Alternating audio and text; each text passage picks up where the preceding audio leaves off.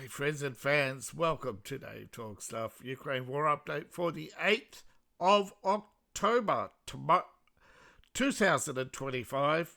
Tomorrow is deadline day. Remember, Trump's deadline was American time, not Moscow time. So there's a 24-hour window in which I believe there is dialogue. More on that later. I'm your host, the author David Applegate, author of the books The Boyhood Arcade, Power Games, Into the Elsebound, and The Erotic Tales from the Empire, Part 1 available now.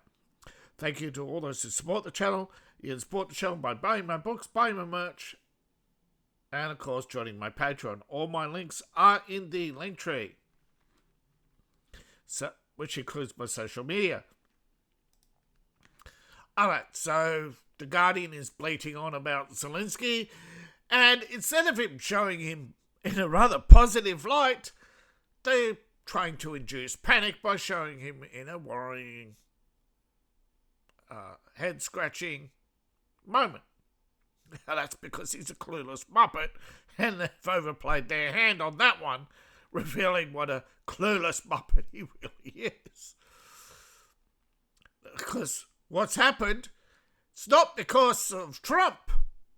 No, that's his excuse. My friends, the media can no longer hide that Ukraine is in crisis. Not only do they have trouble conscripting, they now have a growing movement against them. Not only from those under 18, but those who formerly fought, those who are likely to be forced to fight, knowing that they've tried to... Folks, Ukraine is a prison camp.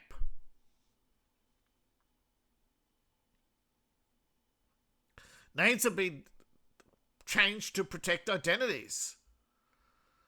Many have told Al Jazeera, who was one of the few who have active reporters in Ukraine. Well, for now... Well, this is not uncommon. People have defected. There have been hundreds of defections to Russia. Conscription patrols have come under attack. There was a murder yesterday of a conscription officer, which was blamed on Russia, but the drone was blamed on Russia, but there was no air alert. The drone was local.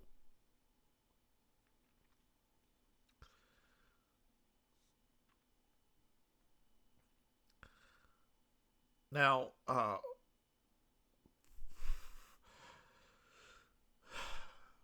people, of course,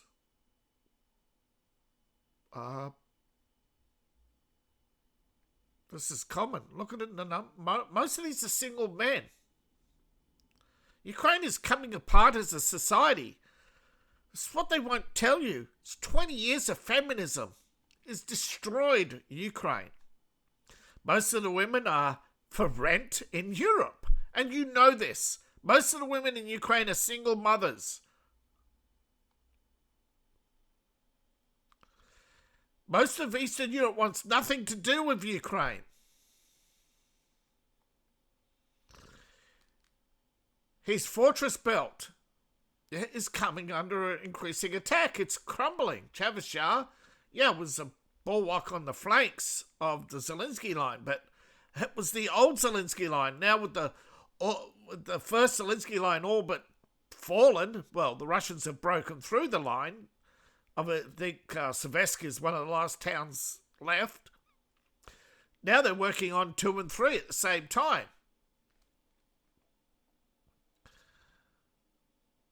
And I've shown you many times, many pictures. There are Americans who've had the money and ability to travel to Russia and to show the long list is like 50, is it 50 hectares or 50 acres? I think it's 50 hectares of tanks, armoured vehicles, troop carriers, trucks, armoured cars. And you've got to remember, some of this equipment isn't millions. They're tens of millions each. Because the West, as Russia has rightfully pointed out, the West's military budgets for Ukraine are bloated, and they're selling Ukraine second-hand material at first-hand prices.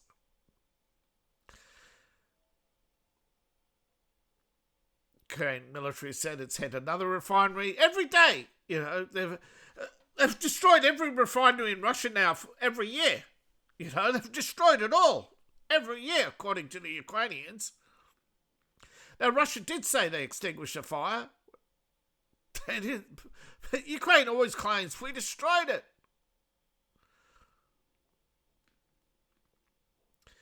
Russia hit a Ukrainian rail hub for transferring weapons and military equipment, which is why, as I said, they've had to rush not one, but 2 emergency aid packages. Why? Because huge amounts of equipment they've sent hasn't even made it to the front line. It's been blown up in transit through Ukraine. The ceasefire agreement, like I said, 24 hours. Russia has spoken with the United States at the UN and through intermediaries. They're not exactly aware of the exact planned meeting, but there's to be a meeting between Putin and Donald Trump, and they're not sure whether or not there'll be one between Putin and Voldemort. But Trump has said Putin doesn't have to sign the agreement or even meet with Voldemort in order to have a meeting with him. So there's pretty good indication there. And I think Putin has decided that this time it's going to be the UAE. I think that's reasonable. The UAE is rather more neutral, although still a little bit American-friendly, and is not entirely hostile to Russia compared to Dubai and other states. Remember, it's how well you can secure a city, because trust me, the biggest problem right now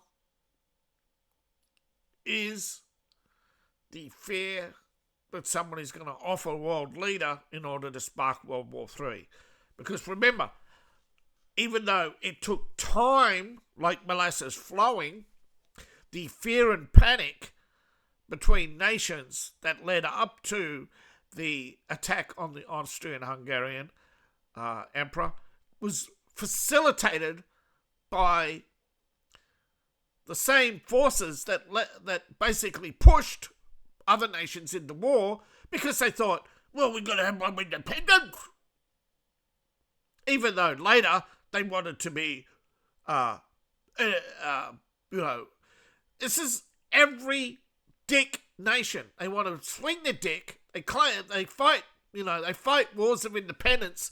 Then later, when they get a little taste for power, they become imperialist. Now, Putin is not entirely against meeting Zelensky, but has conditions for Zelensky. And Macron is sticking his beak into it, same with Ursula, always lying. Now, the Turks, they're still holding the talks on Ukraine. The US talks are separate. Now, one of the things that I think a lot of people are not aware of, this goes back to 24. Ukraine is a prison camp, and Ukraine is admitted to at least 24 men dying. Well, in fact, it actually refers to an incident, this is, where Romania found 24 bodies in the river. But if you read the Ukrainian article, Romanian article, they actually said they found at least 24 bodies a week in the river. Because it's ABC, they want to put Ukraine in a good light. But it's not a good light when your men, who are supposed to be loyal, brave heroes, would rather die trying to swim to Romania,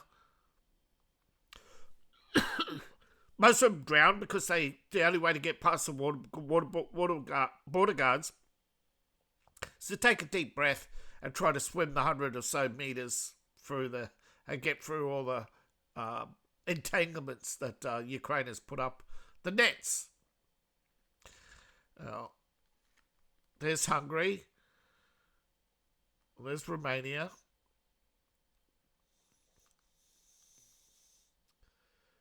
Here we have the river. This is where they're talking about. See? They get up here somewhere before all this is all patrolled.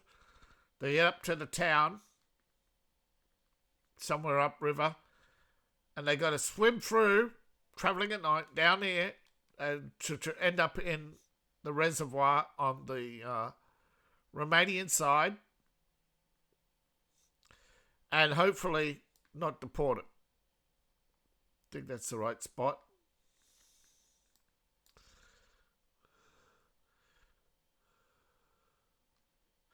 Yeah, into the reservoir. Yeah.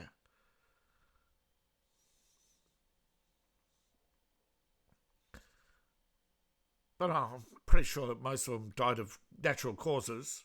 Yeah, because lead is very poisonous. Lead poisoning. Died of lead poisoning, I'm sure. The majority of them. All right, so other than the phone calls, we know Kiev was hit with drones. We know there's other drones.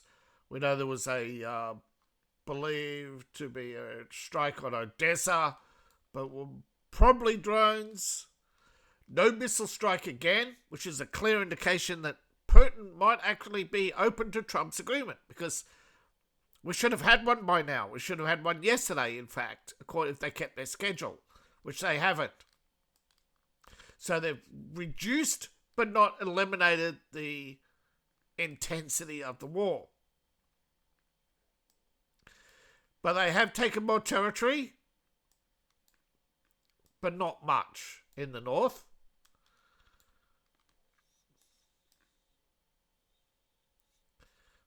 But they have taken more here, but they haven't entered Kupiansk. So fighting in the trenches.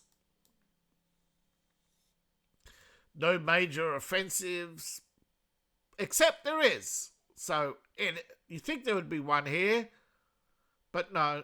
Lyman is the target, and they are, yes, on the offensive again in the Lyman-Seversk area, with no apparent gains. Again, Chevashar, nothing reported, but there is fighting to the south, and there's fighting in this area, though they have not reported any new territory. Same with fighting here.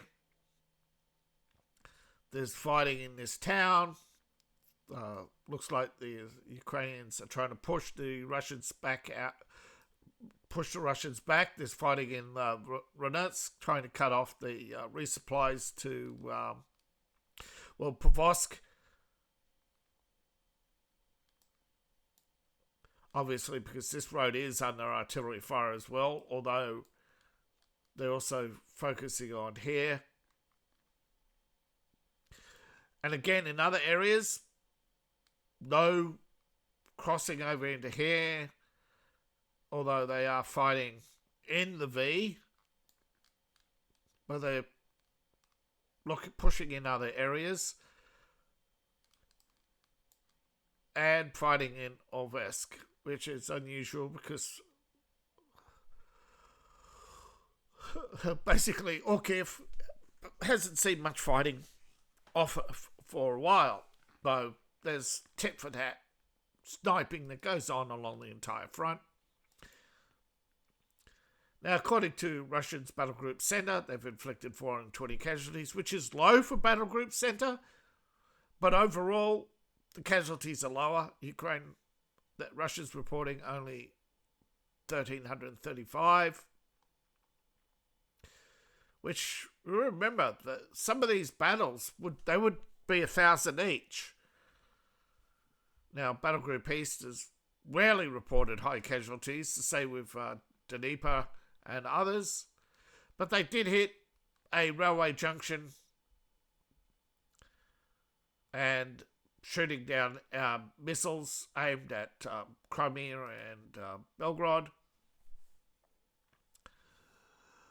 which again shows that Zelensky is wasting military resources at non-military targets in order to manipulate the world economy, particularly on gas and oil, because, let's face it, Ukraine needs gas and oil to be a rebound after the war to back to a high price. Because remember, Trump's tariffs is forcing down the price of energy, along with the fact that there's a discovery of lots of gas and oil.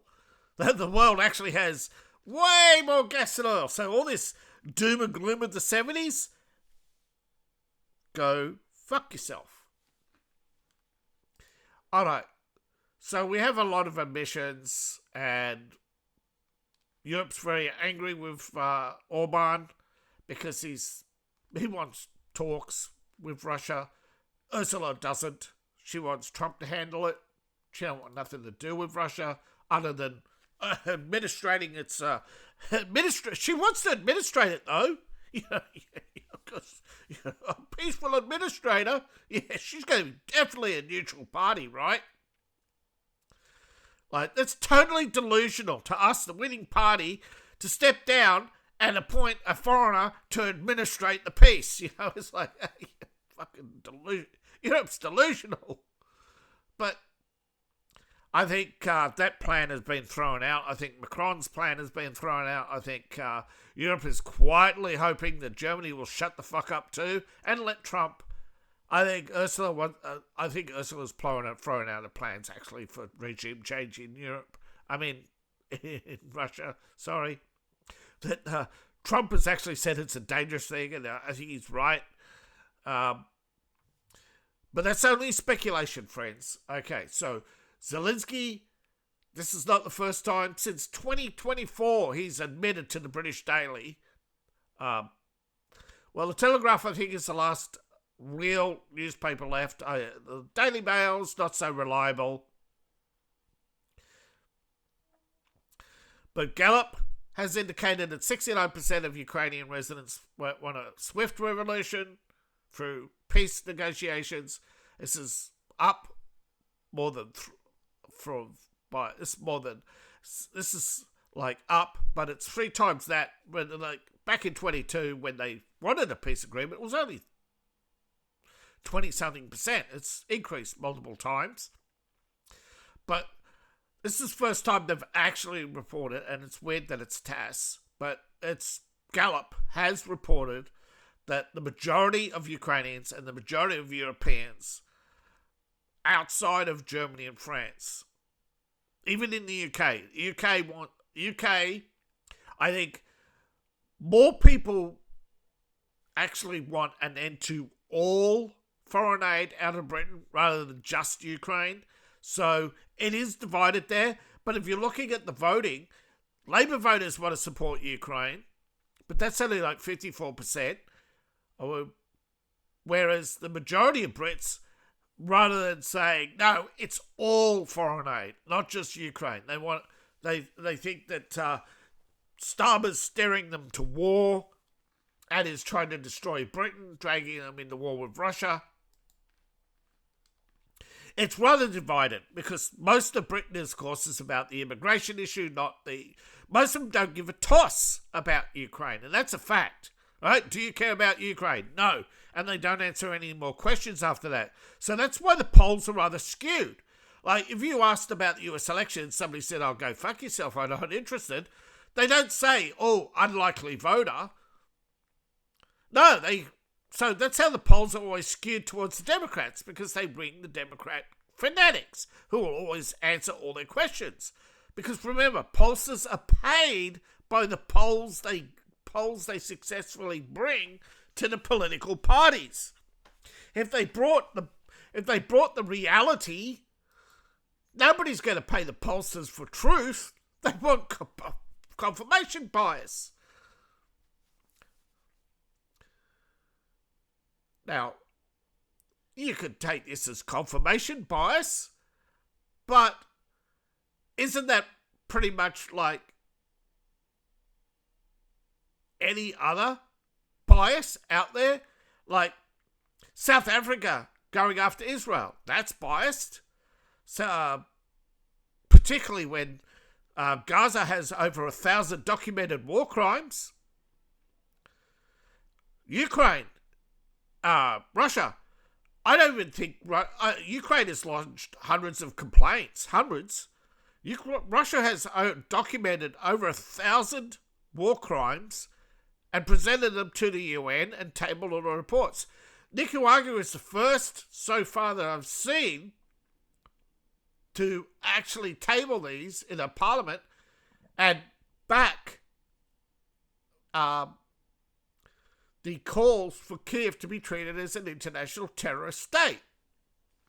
Now, I think this is a little biased, but it's dangerous for not just Europe, but for America, particularly how fragile American support is throughout South America. And I say outside of Argentina, most South American nations are still leaning left because basically leftism in South America is linked to nationalism, and then Americanism is linked to globalism. Trump has to turn his nationalistic tendencies to to global agreements has, of course, worried many. Because remember, it's the hypocrisy of nationalism, right? Where Democrats want globalism as well, but then they urge other nations to be nationalistic against them. Because remember, folks, Democrats love hypocrisy. They love being able to hold two ideas in the same, and juggle them because they love the competition, right? They love the grind and the conflict. Whereas Trump isn't looking for conflict, and that has Democrats panicking. But if you want and let's face it, Nicaragua is a strategic nation. If you want stability in countries like Nicaragua, you have to go beyond nationalistic politics. And though Russia calls democracy the new colonialism, I think Russia itself has to look at it and say, well, is that Russia speaking or China speaking? And you know the answer to that. Which is why Donald Trump's meeting with Putin is so important. Because I think when Russia says, fair trade and all this, no, bro, Trump has every right to sanction you. You have every right to sanction Trump. You have every right to choose who you... If you want the right to sell your oil to anybody, you have to have the right to refuse, right? It's like if you want the right to refuse service, right? A business has the right to refuse service. That should be fundamental. So that if somebody comes in and says, I want this and this, but I want it this way and that way, and the business has the right to say no, right? Should have that right. That the customer is not always right. In fact, most times the customer is only... Look, that is a misnomer, right? The customer is only right in knowing what they want. Doesn't mean it doesn't mean when they complain to a business that the business is in the wrong. Democrats in particular, well, not just Democrats, but most idiots have twisted the meanings of so many phrases. But I do believe that if we had a fundamental principle and sat down with both the US and the Russian president and made absolutely clear the right of refusal and the right to a homeland and many other rights should be fundamentally on the table before we talk about arms reductions or arms control and defense and what we would call spheres of influence or, safety parameters, right? Say, well, shouldn't there be a buffer between Russia and Europe and Ukraine be a neutral trading partner? Or fuck Ukraine and go through Belarus? although the winters made that impossible and pretty much guaranteed Ukraine's future. But Ukraine doesn't want that. They don't want their cake and eat it too. They want to basically bake the cake and sell it to everybody at a profit. That middleman mentality is definitely the scumbags of the world talking, where they take everything, buy everything cheap and sell it to you at a marked up rate, and then tell you you can't bypass them because they control the market. Now, vital polls. It's vital, however, that peace be achieved through negotiation, and then it's absolutely true. And it's been confirmed that the UAE is only a possible venue that has been put forward for a possible meeting. And remember, this is the guy who starts the process, right? The direct... Now, why is it so important? Because remember, he has control of what's left of the Russian Direct Investment Fund, and he knows that if Russia and US link their economies, it will greatly reduce the chances of a global war. Now, this was an idea set forward by many, but unfortunately, in practice, it so far hasn't worked. But if you look at the number of wars and the intensity of wars, you can definitely say, no, bro, it has worked to some extent because we haven't had World War III, and that's a good thing. So, having Russia invest in America, absolutely a good idea. Should investments be protected? Absolutely. Should Russia and America sort the Ukraine war out? Absolutely. Should the fighting come to a ceasefire? I think absolutely. And I think the international observers need to be able to point out whether or not Ukraine has violated the agreement. Because in the past, we've always had Ukraine pointed out as violators of the Minsk Accords. Zelensky violated the Minsk II Accords. But at the end of the day, the American media blames Russia for everything. And nobody gets the facts. Nobody gets the truth, because people out there who have the power to spread the truth don't. Whether it's from me or others, it doesn't matter. If only 100,000 people at most know the truth, you have millions of deliberately misinformed people supporting the Ukraine war because they think that this is Russian aggression and not Russia's response to an increasingly aggressive Ukraine since 2014. So thank you for watching. Please like, share and subscribe, and please support the channel. You can support me on Patreon, which I have too. I have also books and merch. Buy my books, buy my merch through the links in my link tree, description below, or scan the QR code on the screen right now. Thank you everybody who supports the channel, and I'll see you all in the next video. Bye for now.